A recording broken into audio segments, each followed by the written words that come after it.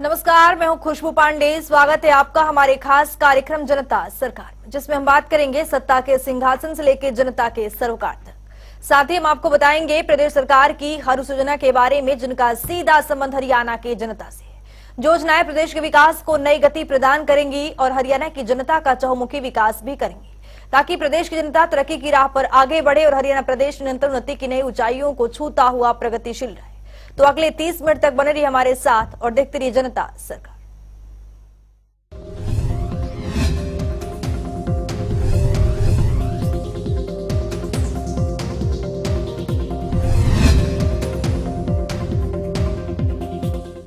आज पूरा देश महात्मा गांधी और पूर्व प्रधानमंत्री लाल बहादुर शास्त्री की जयंती मना रहा है। इसी कड़ी में हरियाणा राजभवन में भी पूर्व प्रधानमंत्री लाल बहादुर शास्त्री और राष्ट्रपिता महात्मा गांधी की जयंती के अवसर पर एक कार्यक्रम आयोजित किया गया, जहां मुख्यमंत्री मनोहर लाल ने उनके चित्र पर पुष्पांजलि अर्पित कर उन्हें भावभीनी श्रद्धांजलि अर्पित की है। इस रिपोर्ट के जरिए देखिए। मुख्यमंत्री मनोहर लाल ने जब से प्रदेश की कमान संभाली, तब से संत महात्माओं के जीवन से प्रेरणा लेने के लिए उनकी जयंती पर राज्य स्तरीय कार्यक्रम आयोजित किया जाता है। इसी कड़ी में हरियाणा राजभवन में राष्ट्रपिता महात्मा गांधी की 150वीं जयंती के अवसर पर एक कार्यक्रम आयोजित किया गया, जहां मुख्यमंत्री मनोहर लाल ने कार्यक्रम में पहुंचकर राष्ट्रपिता महात्मा गांधी और पूर्व प्रधानमंत्री लाल बहादुर शास्त्री के चित्र पर पुष्पांजलि अर्पित की। इससे पहले कि मुख्यमंत्री मनोहर लाल ने ट्वीट कर भी भावभीनी श्रद्धांजलि अर्पित की। मुख्यमंत्री ने अपने ट्वीट में लिखा, सत्य के साधक, अहिंसा के सशक्त पुजारी और भारतीय स्वतंत्रता आंदोलन की अग्रदूत राष्ट्रपिता महात्मा गांधी जी के जयंती पर उन्हें कोटि कोटि नमन। बापू के सत्य, अहिंसा और समाज उत्थान के विचार सदैव पूरे विश्व का मार्गदर्शन करते रहेंगे। इसके साथ ही मुख्यमंत्री मनोहर लाल ने कार्यक्रम में बताया कि आज के समय में बापू की आदर्श और विचार प्रासंगिक है, हमें उनका अनुसरण करना चाहिए। उन्होंने युवाओं का आह्वान किया, वे एकता और अनुशासन के सूत्र में बंधकर देश और प्रदेश की तरक्की के लिए कार्य करने का प्रण लें। यही राष्ट्रपिता महात्मा गांधी को हमारी सच्ची श्रद्धांजलि होगी। मुख्यमंत्री मनोहर लाल ने भारत रत्न लाल बहादुर शास्त्री जी के जयंती पर भी ट्वीट कर उन्हें नमन किया। तो मुख्यमंत्री ने अपने ट्वीट में लिखा, जय जवान जय किसान के ओजस्वी उद्घोष द्वारा भारतीयों को एकजुट कर पाकिस्तान के ऑपरेशन गिब्राल्टर को ध्वस्त करने वाले भारत रत्न लाल बहादुर शास्त्री जी को उनकी जयंती पर कोटि कोटि नमन। उनकी देशभक्ति, सादगी और सरलता सभी के लिए प्रेरणादायी है। कार्यक्रम में सर्वधर्म प्रार्थना, रामधनु और महात्मा गांधी के प्रिय भजनों का गायन हुआ और इस प्रार्थना सभा में हिंदू, मुस्लिम, ईसाई, सिख धर्मों के धार्मिक प्रचारकों ने देश की एकता के साथ साथ अखंडता का प्रवचन और भजनों के माध्यम से संदेश दिया। इस अवसर पर गृह सचिव टिवेसन प्रसाद, आयुक्त एवं सचिव पंकज अग्रवाल, मुख्यमंत्री के अतिरिक्त प्रधान सचिव एवं महानिदेशक सूचना सहित अन्य अधिकारी एवं कर्मचारी मौजूद रहे। जनता टीवी के लिए चंडीगढ़ से पवन सिवर की रिपोर्ट। आज मुख्यमंत्री मनोहर लाल ने पंचकुला के इंद्रधनुष ऑडिटोरियम में योग एवं आयुष सहायक शिक्षक प्रशिक्षण शिविर में शिरकत कर आयुष विभाग की ओर से लगाई गई प्रदर्शनी का अवलोकन किया। इस अवसर पर उन्होंने कहा कि योग को एक मिशन और एक साधन के तौर पर एक विकसित करने के लिए ग्राम स्तर पर और व्यायामशालाएं खोली जाएंगी और योग सहायक, योग कोऑर्डिनेटर के साथ साथ हर जिले में योग कोच भी लगाए जाएंगे। देखिए रिपोर्ट के जरिए। पारदर्शिता के साथ काम कर रहे मुख्यमंत्री मनोहर लाल ने प्रदेश के नागरिकों के लिए स्वस्थ रहने के लिए कई बड़ी योजनाओं पर काम कर रहे हैं। इन सबकी बानगी तब देखने को मिली जब मुख्यमंत्री मनोहर लाल ने योग एवं आयुष सहायक शिक्षक प्रशिक्षण शिविर में बतौर मुख्य अतिथि शिरकत की। इस दौरान मुख्यमंत्री मनोहर लाल ने जनता को संबोधित करते हुए कहा कि 2 अक्टूबर को देश के 2 महान सपूतों महात्मा गांधी और लाल बहादुर शास्त्री का जन्मदिन है। महात्मा गांधी ने भारतीय चिकित्सा पद्धति को अपने जीवन में अपनाया, जिससे लोग प्रेरित हुए। आज का दिन बहुत ही ऐतिहासिक दिन है। 2 अक्टूबर का दिन 2 महान नेताओं का, 2 महान विभूतियों का आज ये जन्मदिन हम देश और दुनिया में मनाते हैं। राष्ट्रपिता महात्मा गांधी जी और अपने देश के पूर्व प्रधानमंत्री श्री लाल बहादुर शास्त्री जी, दोनों की अपनी अपनी विशेषताएं उस काल की रही हैं। उस पर बहुत बड़ी बात मैं नहीं कहता। राष्ट्रपिता महात्मा गांधी के बारे में एक ही बात जो हमारे इस कार्य से जुड़ती है, चिकित्सा पद्धति में जो हमारी रूट से जुड़ी हुई जो भारतीय चिकित्सा पद्धति है, उसके ऊपर उनका पूरा विश्वास था। उन्होंने अपने समय में एक प्राकृतिक चिकित्सालय मुंबई में शुरू किया था, जो आज भी चल रहा है, ऐसी मेरी जानकारी है। और उसका जो स्थान है महाराष्ट्र के उर्ली कांचन में ये प्राकृतिक चिकित्सालय चलता है। मुख्यमंत्री मनोहर लाल ने अपने संबोधन में कहा कि योग प्रधानमंत्री नरेंद्र मोदी और मेरे दोनों के बेहद करीब का विषय है। प्रधानमंत्री नरेंद्र मोदी ने योग को अंतर्राष्ट्रीय स्तर पर पहचान दिलाने का काम किया है, तो वहीं बाबा रामदेव ने योग को गुफाओं और पहाड़ों से निकालकर आम जीवन तक पहुंचाने का काम किया है। की भूमिका में तो अगर मैं प्रधानमंत्री जी का नाम लूं, बाबा रामदेव जी का नाम लूं, तो शायद अतिशयोक्ति नहीं होगी। प्रधानमंत्री जी ने योग विषय को अंतर्राष्ट्रीय ख्याति दिलवाई और बाबा रामदेव जी ने अभी तक योग को संत सन्यासियों के आश्रमों में, पहाड़ों में, या बहुत ही साधक जो थे योग के अपने अपने हिसाब से करते थे, अच्छी पद्धति होने के बाद भी मैदान में नहीं आए थे। बाबा रामदेव जी ने मैदान में लाके खड़ी कर दी, घर घर के अंदर योग पहुंचाया है।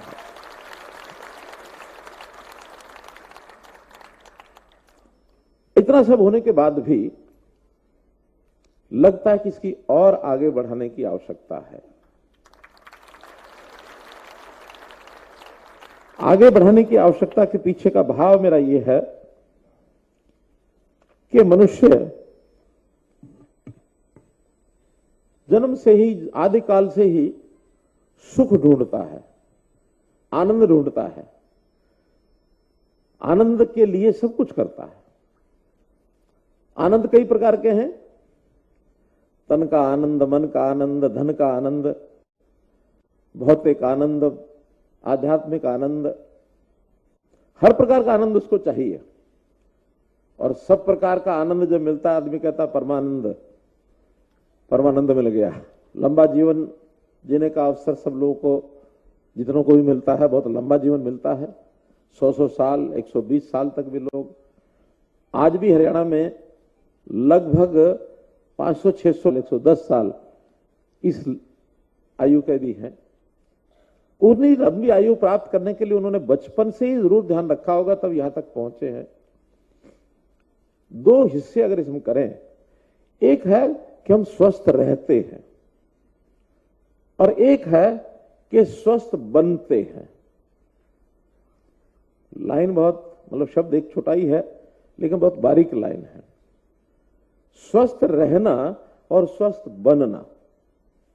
स्वस्थ रहना तो प्रारंभ से ही हम जब तक स्वस्थ हैं स्वस्थ हैं, लेकिन जिस दिन अस्वस्थ हो जाएं उसके बाद फिर स्वस्थ बनने की ओर चल पड़ते हैं कि अब अस्वस्थ हो गए, स्वस्थ बनो। स्वस्थ रहने में एक अलग विद्या काम आती है, स्वस्थ बनने में एक अलग विद्या काम आती है।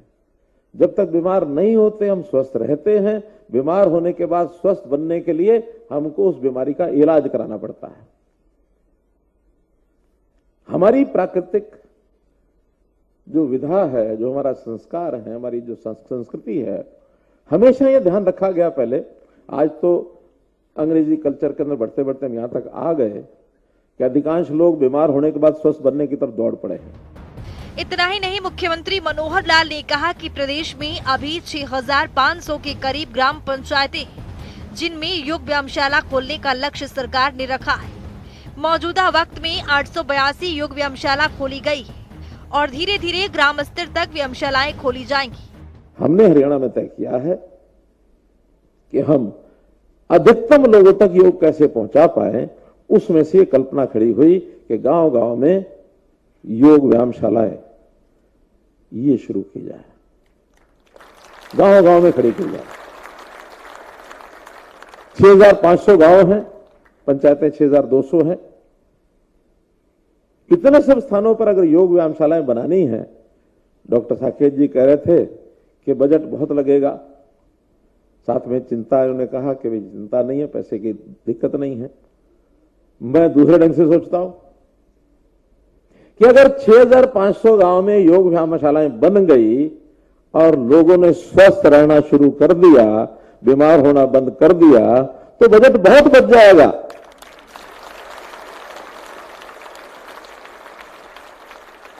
आज कितना बजट हमारे चिकित्सा और मेडिकल एजुकेशन पर लगता है, कुल किसी को आंकड़ा पता हो तो बताओ।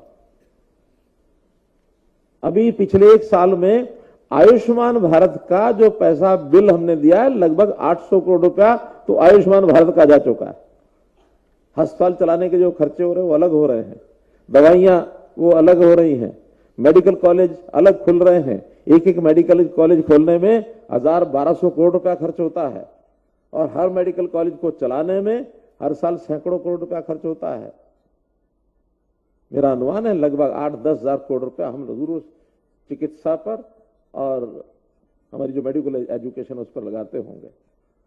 तो अगर 10,000 करोड़ में से आधा बचा लें तो ये तो 2600 करोड़ की बात है, 1/4 लगेगा, बाकी सब बचेगा।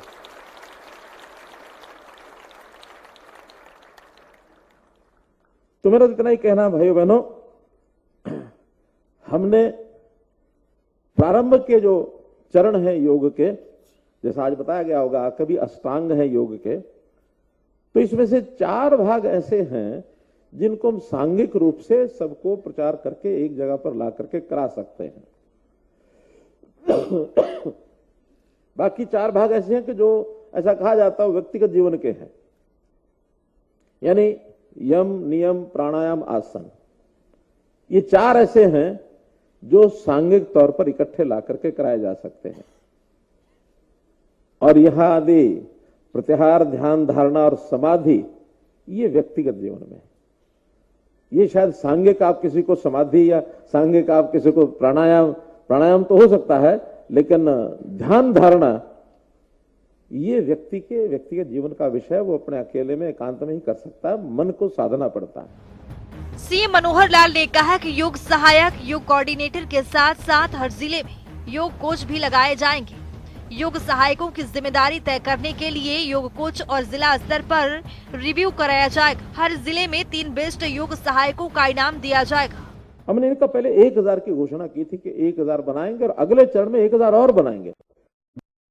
पाइपलाइन में है हमारा जो रूरल डेवलपमेंट ग्रामीण विकास विभाग है, एसीएस अपने मलिक जी बैठे हैं, तो इन्होंने वो जिम्मेवारी ली है कि हम इनको एक-एक गांव में बना करके आगे बढ़ाएंगे और हर एक में एक योग सहायक ये लगाएंगे। 882 योग सहायक हैं। अभी व्यायामशालाएं 714 और 513 जो हैं अभी निर्माणाधीन हैं, ऐसे कुल मिला के 1227 हैं। तो इन सबको जो बनती जाएंगी, इसको हमारा जो आयुष विभाग है उसको टेक ओवर करता जाएगा, उन सबको टेक ओवर करेंगे और टेक ओवर करने के बाद मुख्य जिम्मेवारी उसके बाद योग सहायक की ही रहेगी। लेकिन मैं आज आपकी जिम्मेवारी लगाता हूं कि हर एक को जो हमारा योग सहायक है, इसको अगर जिनको योगशालाएं संभाल दी गई हैं उसको डेडिकेट कर दी गई हैं, ठीक है। अगर नहीं कर दी गई हैं तो अलग से मान लो किसी हमारे हॉस्पिटल में बैठे हैं या कहीं और हैं, हर एक योग सहायक को 882 को 882 योगशालाएं, योग व्यायामशालाएं एक एक करके हैंड ओवर करो ताकि उसका मालिक बन के बैठे। मुख्यमंत्री मनोहर लाल ने कहा कि कम नंबर मिलने वाले योग सहायकों को योग कोच के पास 3 महीने की ट्रेनिंग लेनी होगी। योग के साथ साथ सरकार वेलनेस सेंटर पर भी ध्यान दे रही है। हमें अपने आहार और विचार भी शुद्ध रखने होंगे। मुख्यमंत्री ने कहा कि नितकर, हितकर, मितकर की पद्धति पर हमारा आहार रखना होगा और उसको फिर हर महीने वो एक रिपोर्ट तैयार करें। रिपोर्ट तैयार करने में कि उसकी क्या स्थिति है, कहीं कोई कमी है तो वो लिखे, और सब मिलकर के जो हमने जिलों में अभी कोऑर्डिनेटर जिनकी घोषणा की है 22 कोऑर्डिनेटर की, उनको सुपुर्द करें एक निश्चित तिथि में। और इन कोऑर्डिनेटर के साथ अगले चरण में 22 के 22 जिलों में योग कोच भी लगाने वाले हैं। योग सिखाने के लिए योग कोच भी हमारे ऊपर रहेगा, उसका लेवल हमसे ऊपर होगा। कोई भी नई चीज है वो हमको बताएगा, कोई हमें शंका वो हमको सिखाएगा, बताएगा। और हर महीने की 21 तारीख को, क्योंकि जून 21 वर्ष का एक दिन है, लेकिन 21 तारीख को हर महीने आएगी, हर महीने की 21 तारीख को जिले के सभी योग सहायक जो हमारे कोऑर्डिनेटर हैं, ये उनको अपने स्थान पर बुलाएंगे। उसी दिन वो रिपोर्ट उनको संभालेंगे, देंगे, ताकि जिले की जितनी भी योगशालाएं हैं उनकी रिपोर्ट एक स्थान पर आ जाए। और जब योग कोच आ जाएंगे तो योग कोच उनकी और भी कोई ट्रेनिंग करानी है उस दिन, प्रतिदिन तो हम ट्रेनिंग कराएंगे जो हमारे पास योग साधक आए हैं उनकी, लेकिन हमारी सबकी ट्रेनिंग भी योग कोच है वो कराएगा। कोई नई बात सिखानी है, कोई नया विधि विधान है, कोई नया प्रोटोकॉल आ गया है, हमारी कोई कठिनाई है, क्योंकि सीखने सिखाने वालों का जो संबंध आता है बहुत सी कठिनाइयां आती हैं। नशे के खिलाफ अपने संबोधन में बोलते हुए मुख्यमंत्री मनोहर लाल ने कहा कि नशे के खिलाफ पूरे समाज को एक साथ मिलकर लड़ना होगा। हाल ही में हरियाणा सरकार की ओर से ड्रग फ्री साइक्लोथॉन का आयोजन किया गया है। फिर ये जो आजकल हमारे खाने पीने में जो व्यसन आ गया है, उल्टा सीधा खाना, खाने के साथ पीना, इन चीजों को भी रोकना होगा। ये भी उसी काउंसलिंग में से ध्यान में आएगा। शाम के समय दोस्तों में बैठ करके पीने की आदत लग गई, स्वास्थ्य खराब होगा ही। अभी हमने एक हरियाणा ड्रग फ्री नशा मुक्त हरियाणा साइक्लोथॉन एक चलाई पूरे प्रदेश में। 1,60,000 लोगों ने साइकिल चलाई, एक विश्व रिकॉर्ड बना है ये। एक जागृति आई है, तो इस जागृति के लिए भी हमें वो जो हमारा काउंसलिंग सेंटर होगा, जो हमारा वेलनेस सेंटर होगा, वहां एक काउंटर पर लोगों को बुला बुला के यही बताना पड़ेगा। और फिर इसको भी सिस्टमेटिक ढंग से करना है कि गांव के अंदर अगर 3,000 आबादी है या 4,000 आबादी है, तो हम 4,000 को बारी बारी से, अच्छा भला आदमी है तब भी उसको बुला के बात करेंगे। हमारे यहां नहीं आया तो हम जाकर के बात करेंगे। हरियाणा की मनोहर सरकार के कुशल मार्गदर्शन प्रदेश को एक कदम आगे बढ़ाने में सहायक सिद्ध हो रहा है। ऐसा हम इसलिए कह रहे हैं क्योंकि प्रदेश के मुखिया मनोहर लाल हरियाणा के हित के लिए कार्य करते नजर आ रहे हैं। चाहे बात करें किसान और किसानी की या फिर बात करें शिक्षा स्वास्थ्य की। जनता टीवी के लिए चंडीगढ़ से पवन सिवर की रिपोर्ट। वहीं हरियाणा की मनोहर सरकार प्रदेश में प्राचीन सन्निहित सरोवर को लेकर एक बड़ा और महत्वपूर्ण निर्णय लिया है। तो आइए ग्राफिक्स पर नजर डालते हैं।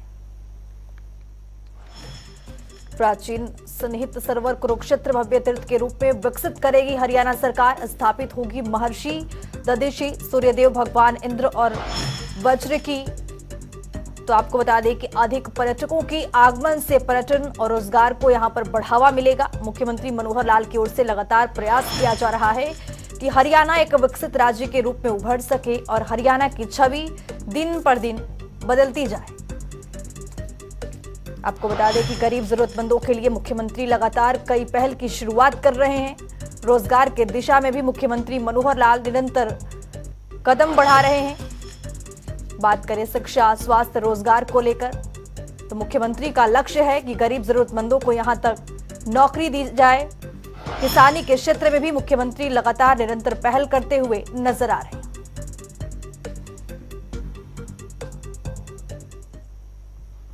इसके साथ ही हरियाणा की मनोहर सरकार प्रदेश में किसानों को सही पराली प्रबंधन अपनाने और प्रदूषण दूर करने पर जोर दे रहे हैं। तो आइए ग्राफिक्स पर नजर डालते हैं।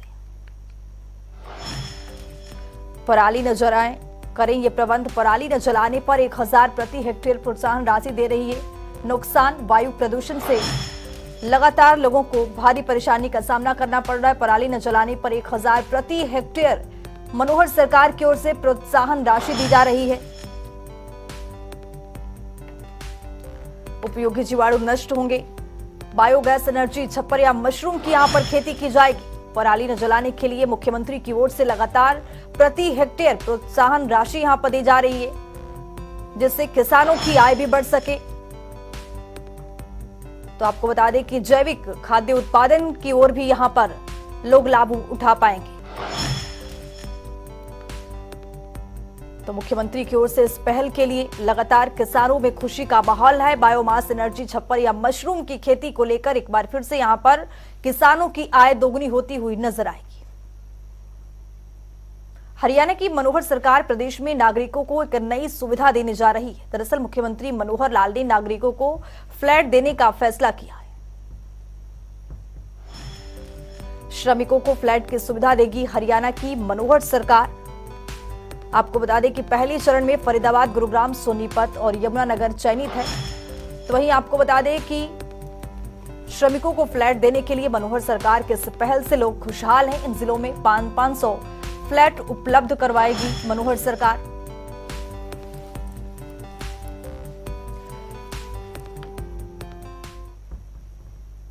तो चलिए अब जान लेते हैं आज के सवाल का विजेता कौन है।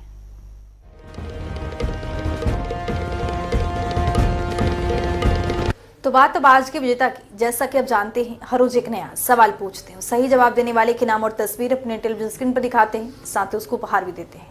तो चलिए अब जान लेते हैं कल का हमारा सवाल क्या था और कौन है इसका विजेता। कल का हमारा सवाल था, हरियाणा में सांसद आदर्श ग्राम योजना कब शुरू की गई थी। इसका सही जवाब है ए, अक्टूबर 2014। ढेरों जवाब आए, लेकिन आज के हमारे विजेता हैं अजय गुलिया। अजय, आपको बहुत बहुत बधाई। तो फिर पूछेंगे आज का सवाल, देखते रहिए जनता टीवी।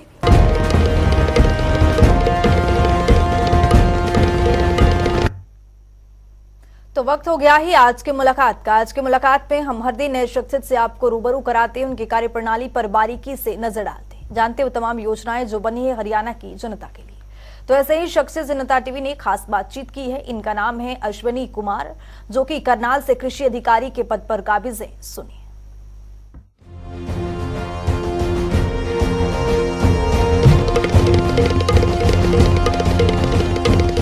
पराली प्रबंधन को लेकर जगह जगह सभी गांव में हमारा पूरा स्टाफ अभी लगा हुआ है। हमारे ग्राम सचिव, पटवारी और सुपरवाइजरी ऑफिसर सभी में विलेज वाइज कमेटी बनाकर पराली प्रबंधन के लिए सभी को जागरूक कर रहे हैं। हमने सभी किसान भाइयों से ये निवेदन किया है कि कोई भी किसान भाई अपनी पराली में आग ना लगाए, बल्कि उससे पैसा कमाए, क्योंकि गवर्नमेंट की तरफ से अब विभिन्न कृषि यंत्र जो है इन सीटू और एक्स सीटू मैनेजमेंट के लिए, जैसे बेलर मशीन हो गया, आपका रोटावेटर है या फिर सुपर सीडर है, उससे आप लोग मैनेजमेंट कर सकते हैं। या कुछ किसान भाई इस एरिया में जो है लहसुन की खेती करते हैं, वो मल्चिंग भी कर सकते हैं। तो इसके लिए गवर्नमेंट की तरफ से 1000 रुपये इन सीटू अगर किसान अपनी पराली को खेत में ही मिलाता है और अगर किसान बाहर निकालता है, बेलर्स बनवाता है, तो 1000 रुपये प्रति एकड़ उसको सरकार की तरफ से अनुदान राशि भी दी जाती है। उसके लिए किसान भाई कृपया ऑनलाइन अप्लाई करें और बेल्स वाले से, मशीन वाले से उसका बिल प्राप्त कर लें और GPS लोकेशन का प्रत्येक किले का फोटो अवश्य लें।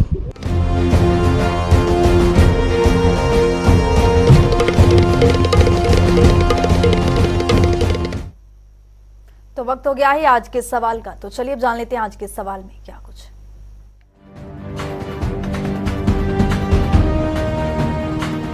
तो हर रोज की तरह हाजिर हूं आज का सवाल लेकर। जैसा कि आप जानते हैं, हर रोज एक नया सवाल पूछते हैं। सही जवाब देने वाले के नाम और तस्वीर अपने टेलीविजन स्क्रीन पर दिखाते हैं, साथ ही उसको उपहार भी देते हैं। तो चलिए अब नजर डालते हैं आज के सवाल पर। अन्नपूर्णा अक्षय पात्र योजना के तहत कितने रुपए में भरपेट भोजन उपलब्ध करवाया जाता है। ए 5 रुपए, बी 10 रुपए, सी 8 रुपए, डी 15 रुपए। तो दीजिए सही जवाब और बनिए विजेता।